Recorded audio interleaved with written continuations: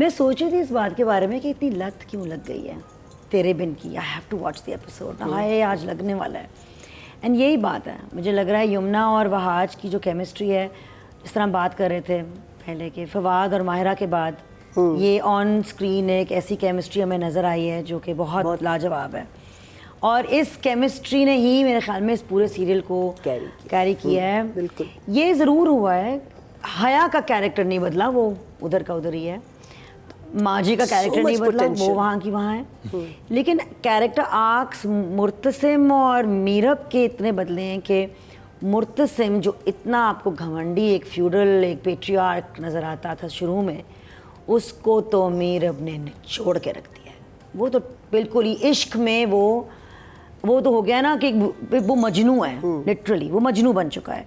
तो वो character arc बड़ा इंटरेस्टिंग बना है। और मीरब का एक घमंडी, spoiled, you know, very self confident, मैं वकील बनने वाली हूँ, और जो हर बात पे मुँह भी लड़ा रही है मुर्तसिम से, उसका भी एक सहमी भी, खामोश सी, बिल्कुल चुप हो गई है, खामोश सी हो गई है, उसका भी कैरेक्टर तब्दील हुआ है काफ़ी। मुझे एक चीज़ समझ में नहीं आती, वो अपनी औलाद का होना, अपनी औलाद का वजूद मुर्तसिम से क्यों छुपा रही है, और ख़ुद मुर्तसिम से क्यों छुप रही है। अगर वो मतलब बुरा कोई हादसा नहीं हुआ उनके साथ, और उसने अपनी मर्ज़ी से ही मतलब सब कुछ हुआ, उसकी वेडिंग नाइट करने वाली थी उस रात को मरियम की वेडिंग पे, तो फिर ये छुप क्यों रही है, और इसको इतनी परेशानी किस चीज़ की है? इसका जवाब रुबीना आपा देंगी। ओवर टू रुबीना आपा। मैं क्यों दूं? तो पूरी कौम इसका जवाब ढूंढ रही है, सारे फैंस इसी बात को जवाब ढूंढ रहे हैं। और बताया तो था पिछली दफा कि उन्होंने तय कर लिया है कि ये होना है, ठीक है, ये है वो जगह जहां हमने जाना है। अब यहाँ जाने के लिए रास्ता कोई भी वो इख्तियार कर सकते हैं। ये तय है कि इन दोनों की शादी होनी है, ये तय है कि हया की और मुर्तसिम की शादी होनी है। अच्छा, ठीक है, लेकिन वो मीरब क्यों, तो फिर क्या करोगे? चुप के इन दोनों की शादी करनी है, तो लॉजिक नहीं है इसमें। No, don't find logic. Nadia Khan ने इस ड्रामे में कहा था कि सिंध में बोरिंग करके पानी ढूंढना और तेरे बिन में लॉजिक ढूंढना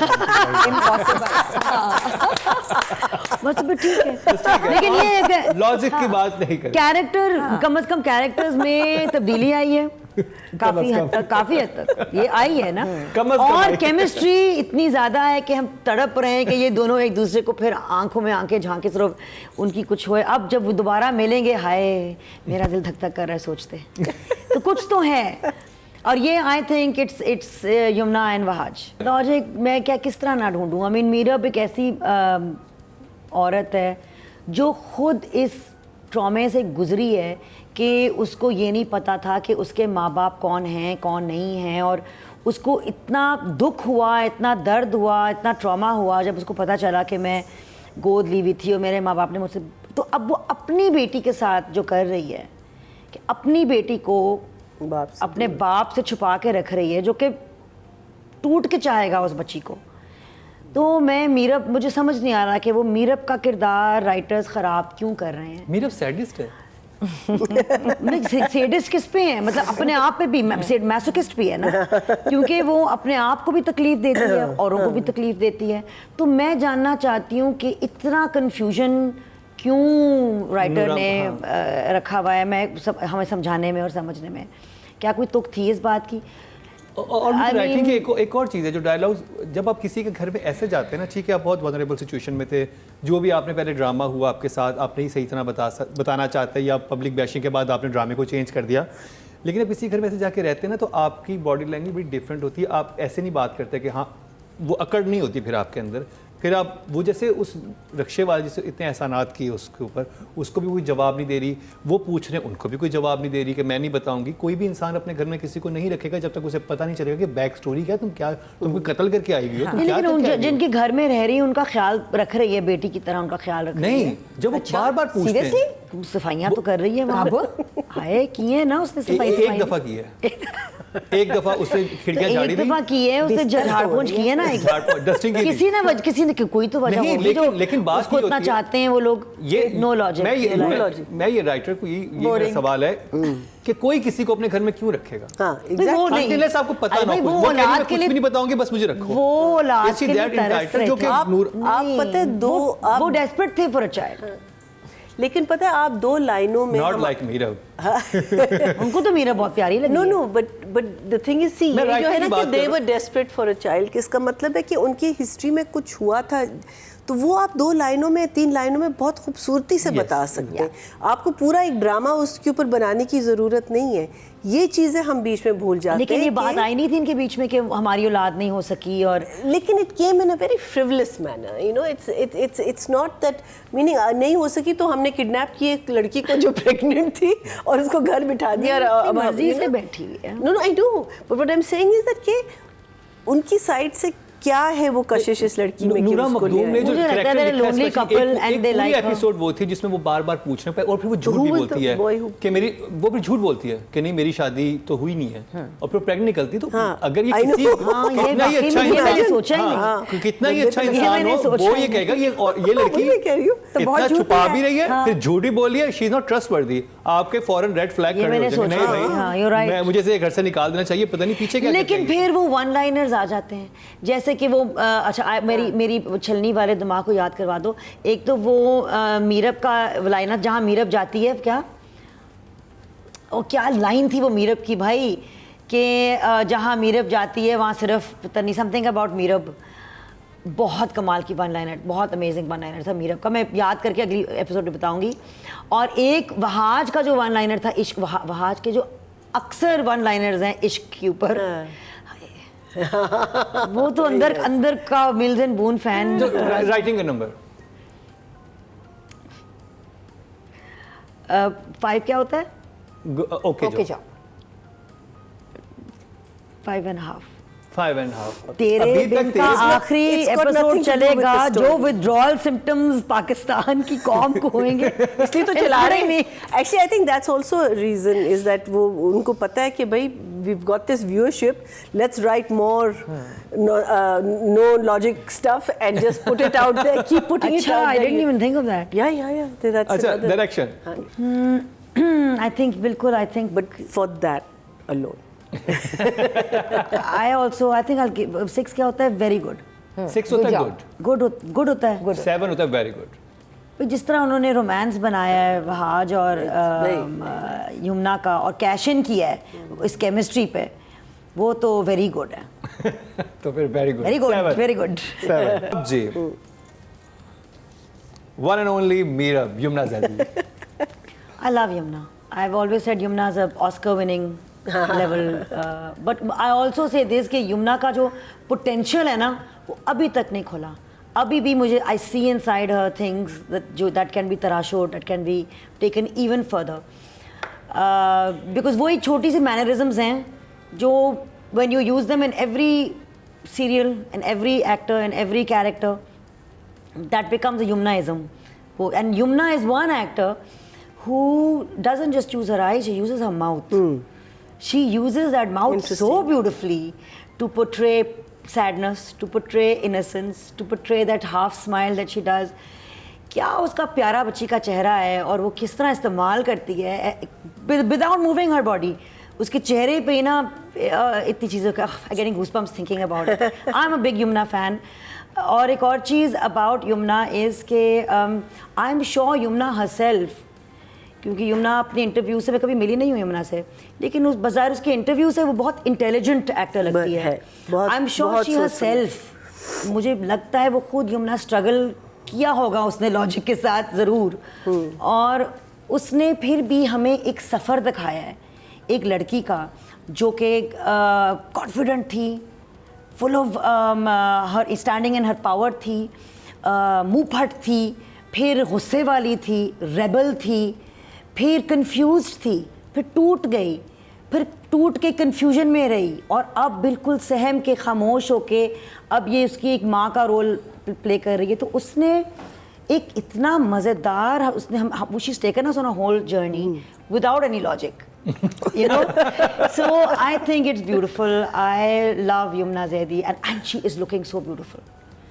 She is looking beautiful. I mean, she's always been beautiful, but she's glowing. Glowing. Either उसकी डाइट एक्स्ट्रा अमेजिंग हो गई है, या वो पानी बहुत पी रही है, अंदर से ग्लो आ रहा है उसके चेहरे पे, माशाल्लाह अल्हम्दुलिल्लाह.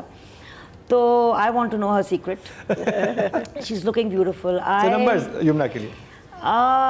Again, what is 8 Excellent. and what is 9? पगली रुलाएगी क्या? या पगले 8.5. वाह. 8.5. अब बात हो जाए जी मुर्तसिम वहाज की. नादिया हाय, वहाज. मुझे तो लगता है ये ड्रामा जो है ना, I feel a huge portion of its success goes to Murtasim. The character Murtasim created by Wahaj. And like I said, हमें इस इंडस्ट्री में अपने कैरेक्टर्स खुद तराशने पड़ते हैं. कोई हमें उंगली से लेके नहीं कहता. जिस तरह शेक्सपियर में पूरा एक कैरेक्टर लिखा हुआ होता है, आपको पता होता है, कैरेक्टराइजेशन होती है टेक्स्ट में. हमें तराशना पड़ता है एक्टर्स को. यहाँ पे हमारे स्क्रीन प्ले में इतने हमें वो नहीं मिलता, कैरेक्टराइजेशन होती नहीं है. Hero, villain, you know, that's it. Heroine, दुखी माँ, दुखी बीवी, whatever. खतरनाक सास. ये नंद. तो ये किस खरबूजे से क्या खरबूजा खा गए, किस खूबसूरती से वहाज ने इस कैरेक्टर को तराशा है. आई मीन, शुरू में जो इतना बुरा लग रहा था, एक पेट्रियार्कल फ्यूडल, यू नो, अपनी मूछें उठा के, फिर जिस तरह महीनापा ने कहा, उसका कन्फ्यूजन कि यार मैं इसको चाहता भी हूँ और जहर भी लग रही है मुझे, नहीं भी चाहता. फिर यू नो उसका स्लाइडिंग, वो जो स्लाइड था इनटू टोटल मजनूपन, क्या इस बच्चे ने परफॉर्मेंस कर लिया. और अभी भी मैं कहती हूँ विदाउट एनी लॉजिक, कोई वजह नहीं है, लेकिन आप सिर्फ उसकी जो लुक होती है ना, अभी जो उसने लुक दी है उस पठान को घर में, कि जब वो पठान हिल गया है, मैं खड़ा हुआ है सिर्फ आंखों से. I am so proud of Wahaj. I am so proud of him. मतलब मैं रोने लग जाऊंगी. और इसीलिए मैं कह रही हूँ, यार रुलाएगा क्या? 9. First 9 in third season. Wahaj आपके लिए ब्यूटिफुली डन. ये, और मैं कह सकती हूँ ये मैंने हर अच्छे एक्टर में ये चीज़ देखी है. हर अच्छा एक्टर, क्योंकि कोई अच्छा एक्टर बुरा एक्टर नहीं होता. अच्छे से अच्छे एक्टर बुरी परफॉर्मेंसेस दे सकते हैं, और बुरे से बुरे, इट्स अबाउट अच्छा एक्टर बुरा एक्टर नहीं होता. अच्छा परफॉर्मेंस बुरा परफॉर्मेंस होता है. एक्चुअली यही बात है. कोई एक्टर एक कोई नहीं है जो सब इतना ग्रेट है. और मैंने ये देखा है, वो एक्टर जो अच्छे परफॉर्मेंसेस देते हैं ना, वो डरते हैं. क्या मैं अच्छा कर रहा हूँ? मैं अच्छा करना चाहता हूँ. उनके अंदर एक नर्वस टेंशन रहती है कि I want to do well, you know, मैं ठीक कर रहा हूँ ना, मुझे प्लीज़ देख के बताइएगा मैं ठीक कर रहा हूँ, या you know. And I that Wahaj अभी तक अल्हम्दुलिल्लाह अल्हम्दुलिल्लाह माशाल्लाह, अभी तक उसके अंदर ये आजिज़ी और ये नर्वस टेंशन है कि मैं पहुँचा नहीं हूँ पीक पे, कि मैंने बेहतर होना है, मैं ठीक हूँ ना, मैं ठीक कर रहा हूँ, मैं बेहतर. और तो इसीलिए I think you know he is इसीलिए भी. और देखते हैं कि ऑडियंस क्या कहती है. हाँ. वो तो अच्छा जी. अब सबसे ज़्यादा वोट जो कास्ट हुए थे वो मेल कैटेगरी को कास्ट हुए थे. 11. सबसे ज़्यादा जो वोट कास्ट हुए थे वो मेल कैटेगरी को कास्ट हुए थे, और ये हैं जी 11,000. 11,000 वोट जो हैं इस कैटेगरी में हमारे 5 लड़कों को मिले हैं, जिसमें से वहाज का हिस्सा है 8,800. हाँ जी. So that's जो कि 80. नंबर उनको स्ट्रेट अवाम ने 8 नंबर दिए हैं, जो कि 80% बनते हैं. हाँ जी. और 8 नंबर जो हैं हाँ. ये वहाज को मिले हैं. और अगर मैं सारे वोट मेरे सामने हैं जो कि ऑडियंस ने दिए हैं, और ये इतने ट्रांसपेरेंट है कि आप खुद जाके यूट्यूब पे जो आप कम्युनिटी पे क्लिक करेंगे क्या ड्रामा है, तो आपको नज़र आ जाएंगी सारी वोटिंग वहाँ पे हुई भी है. तो सबसे ज़्यादा वोट लेने वाले जो हैं वो भी वहाज ही हैं. क्योंकि इसके बाद यमुना को मिले हैं 7,425, सिराजुल हक को मिले हैं 3,774, और नूरा मखदूम को मिले हैं 3,380. माशाल्लाह. बाकी सब 100 में हैं. तो ये एक अनबिलीवेबल किस्म की सक्सेस है जो कि बहुत कम किसी के भी हिस्से में आती है।